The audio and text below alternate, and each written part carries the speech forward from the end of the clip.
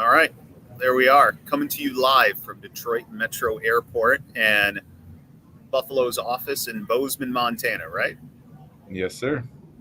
That's awesome. So, reason we're doing this today, you and Buffalo ranked fourth place in our member progress rankings for leads growth from 2022 to 2023. For those folks who aren't familiar with who Buffalo is, why don't you give us you actually have quite a bit of history in that organization and restoration. So tell us the story. How did it start? How'd you get involved? That whole ball of wax. All right. Well, Buffalo Restoration started in 1991 here in Bozeman. It was founded by my mom and dad. They started it in their garage. They didn't know a whole heck of a lot about restoration, but they do love people. And as local painting contractors, they had heard there was a need for a higher level of customer service in Bozeman. And so they were like, we can do that. And they went out and got involved with the RIA. Well, back then it was, I don't know. It was ASCAR, right? Well, I think it might have been It might have been AIDS. AIDS before that. And, my dad he's big into education and wanted to get involved with the best and learn from the best and bring those industry best practices back here to Bozeman, Montana. 1991, Montana wasn't really on the map for anybody. It seems to be coming a little bit more It's the desirable. pre-Yellowstone era, right? Yeah. Well, that was even pre a river runs through it. I think that brought a lot of people back. Wow. Yeah. In the day too. So they started that in 91. I worked with them doing all kinds of little stuff, even when it was a painting company in the 80s. And as a kid, just cleaning paintbrushes and all of that. And I came on full time in 2000. So I've been full time with Buffalo for 24 years now. Ben and Gail still own the company. They are retired. We are operating it for them and continuing to develop our customer service skills and stay up with the newest and latest and greatest in the industry and bringing that still back to Bozeman. I believe my legacy with this business is taking an owner operated and centralized business and turning it into building those family systems and beliefs and values into repeatable systems where we can train and grow leaders in our community and our business to help take care of our community and I think better mankind in a lot of different ways. So that's what we're doing. Awesome. And fun fact, you and I discovered we have the same birthday. We're almost the exact same age. Were you born in the morning or born in the evening? Early morning. And it was... So you're about 12 hours older than me. And it was snowing in June in Montana that day. That's funny. So 2000, you had just graduated high school. Mm-hmm. When was your career trajectory always focused on the restoration industry, or did you have other aspirations and just kind of circled back? Oh, that's a great question. My folks gave me a job, right? And I definitely like to play. So earning money and going out and playing was always good combo for me. I thoroughly enjoyed learning and doing the field work. The mold remediation was a really big thing back in the early 2000s. And that it definitely gave me a path where I really enjoyed the science behind it. I enjoyed the systems, the processes, and my dad's a great teacher. The people management side was a big struggle for me. That's been a huge growth. Probably the most growth for myself is learning more about myself and how I operate and learning about other people and trying to find a way to meet them. I always enjoyed meeting with customers and solving problems on jobs. But as soon as I got to the point where basically all the team members here are now my customers, and so I get to apply that passion to developing individuals, and still with a strong background in the industry and the technical knowledge, and through Pivot, learning business management practices and systems as well has been a huge piece for me. But that probably the biggest growth, and it took a lot of resistance and time for me as a stubborn young man, to develop and grow to what the workforce needs for leadership and direction and all of that in Yeah. current age.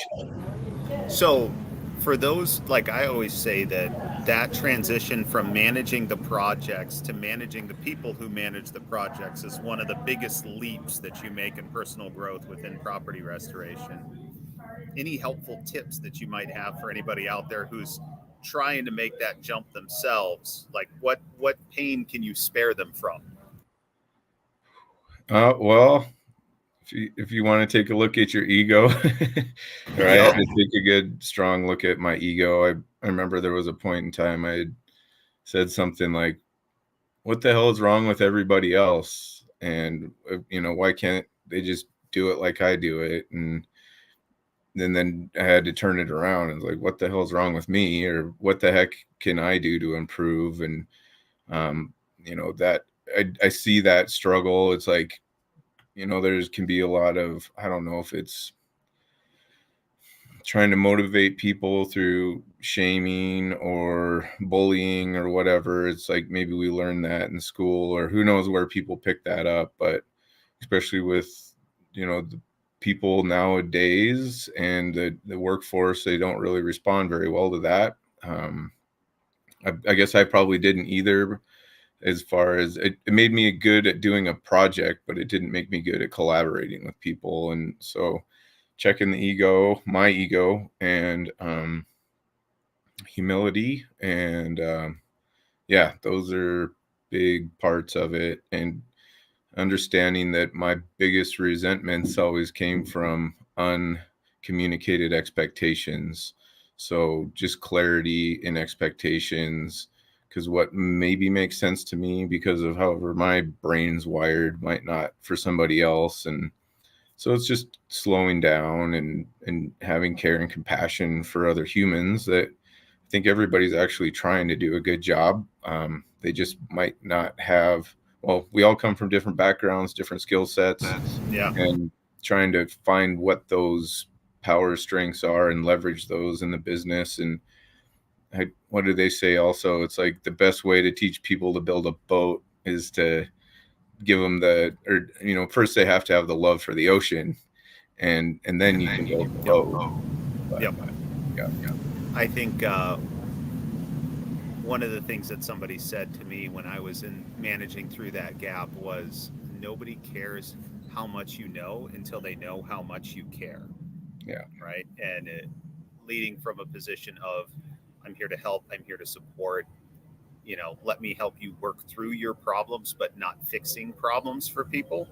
Mm-hmm. That's where I see, like even today, right? Like I still get stuck.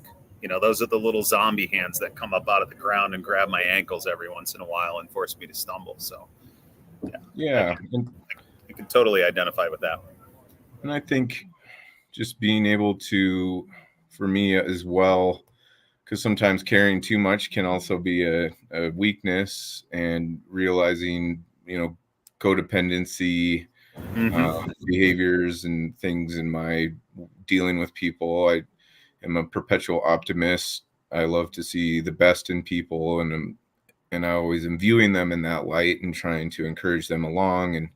And sometimes it's admitting their reality that maybe it's not a good fit, or we've pushed someone too far, or they've hit a point where they don't want to personally grow, and that limits professional development as well, which was, again, a big hurdle for me. So no, I can identify with that for sure. So when did Buffalo join Pivot? Oh boy, well, we just got our second plaque, so we think we might be the only company out there with 2 plaques now. So I guess that would be 11, Wow. 11, 12 years ago. Yeah, it was probably in 2010 or 2011. Yeah, Wow. so maybe that's even more than that. So Been around a long time. So you obviously stick around because you continue to drive value from participating in the peer groups, IntegraNav, kind of everything that we have here. Um, what do you see as the number one thing that drove value specific to achieving such tremendous growth with your leads?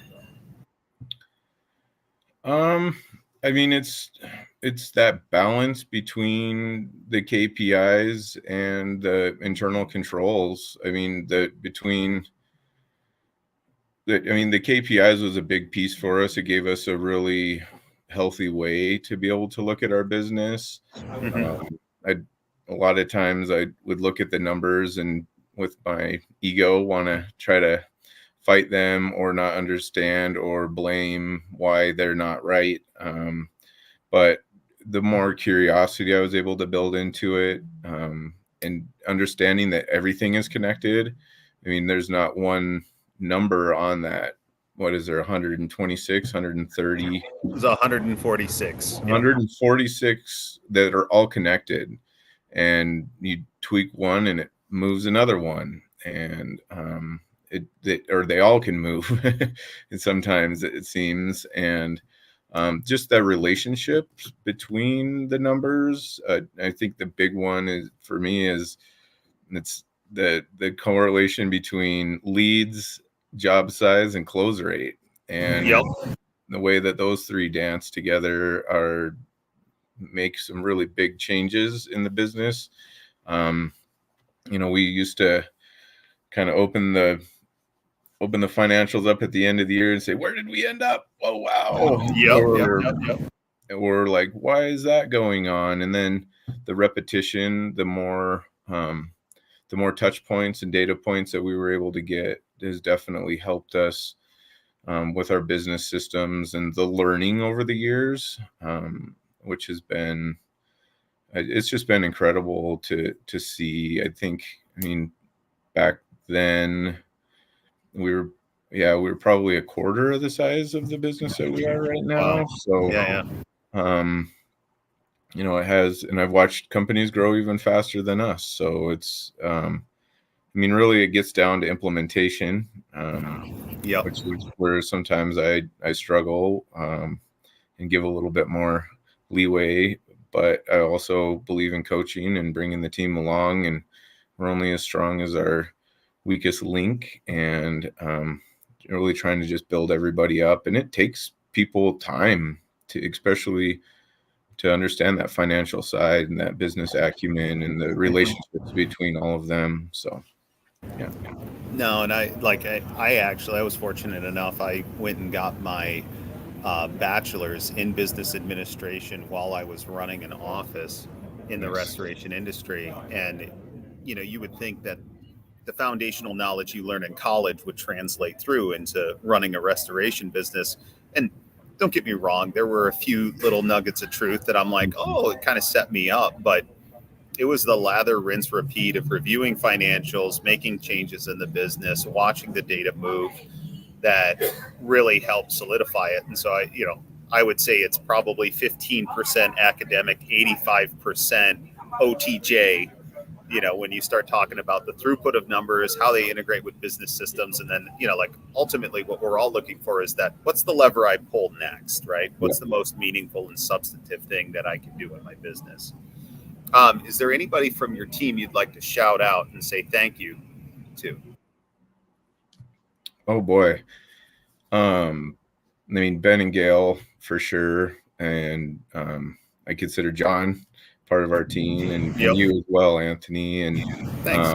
but Melissa Lake and Cody Clausen and Phil Blodgett and Nick Anderson have all done a great job of looking at learning, knowing the numbers, and being curious, and not defensive, and digging in and accepting it, and that continuous improvement, and curiosity, and and the playfulness that we can have Yeah. behind.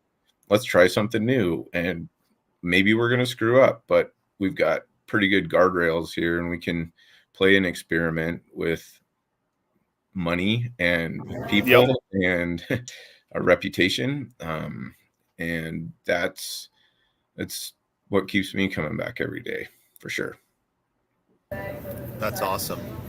So if somebody's watching this video and they're saying, look, I want to increase my leads next year, what information could you give them? What helpful tips could you provide to another restorer in a different market who's saying, look, I see the success that Chris has had.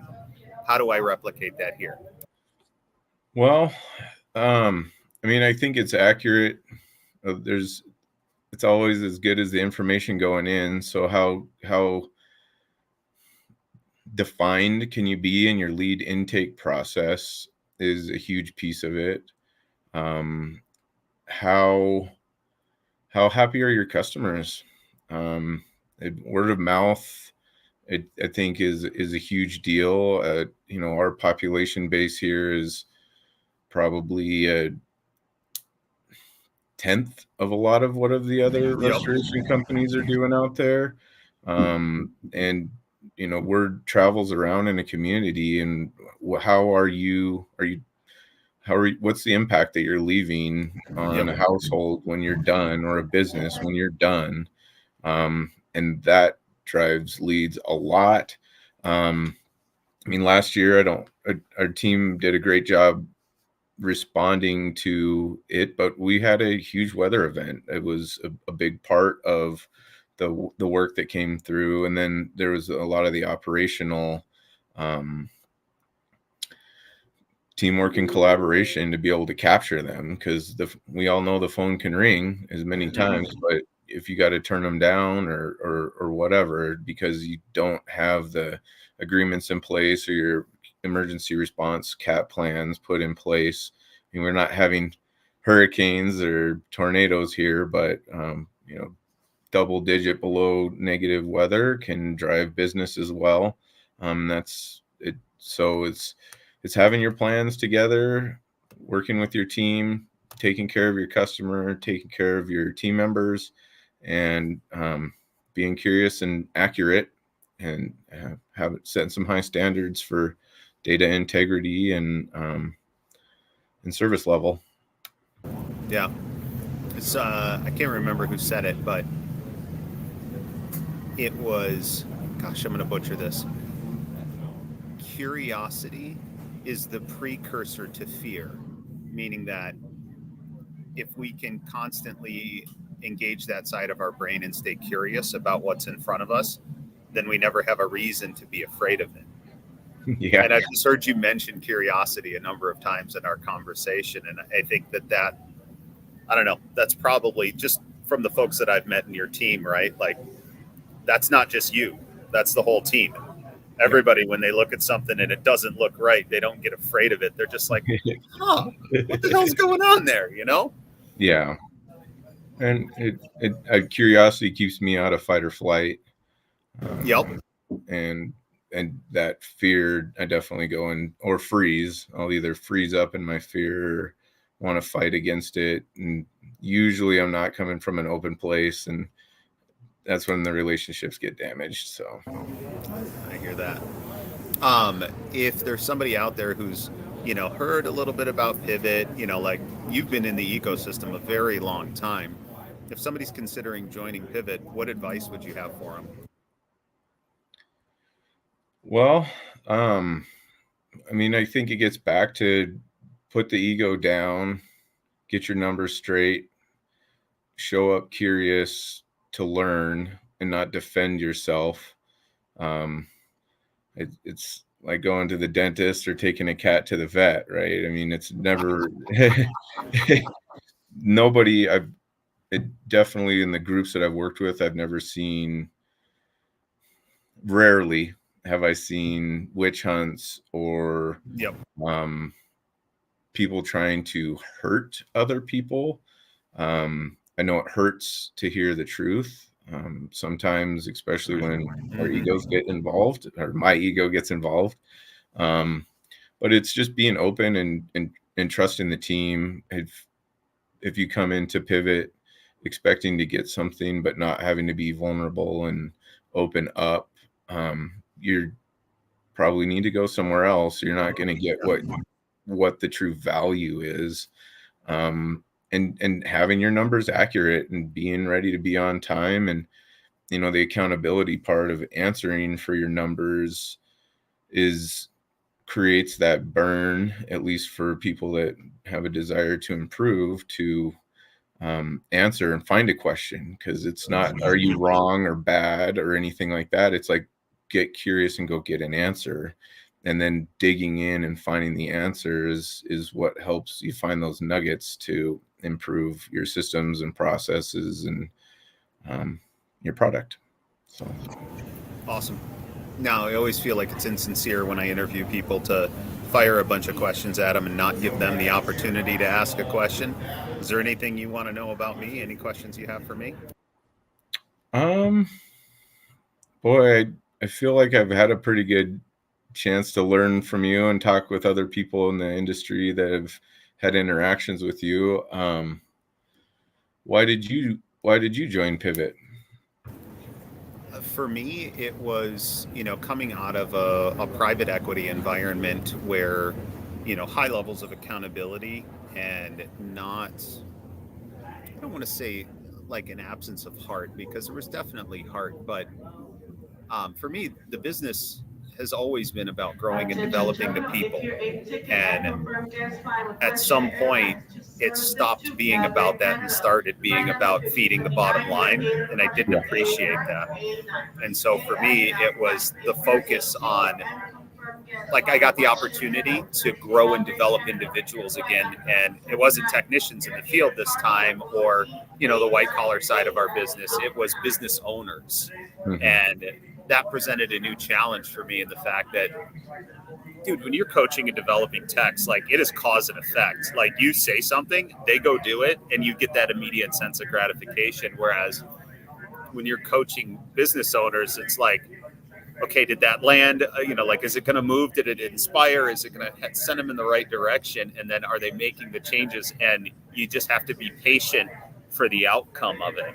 Mm-hmm. But kind of recognizing it's a place where I can create greater change, because the change cascades down a few levels, right?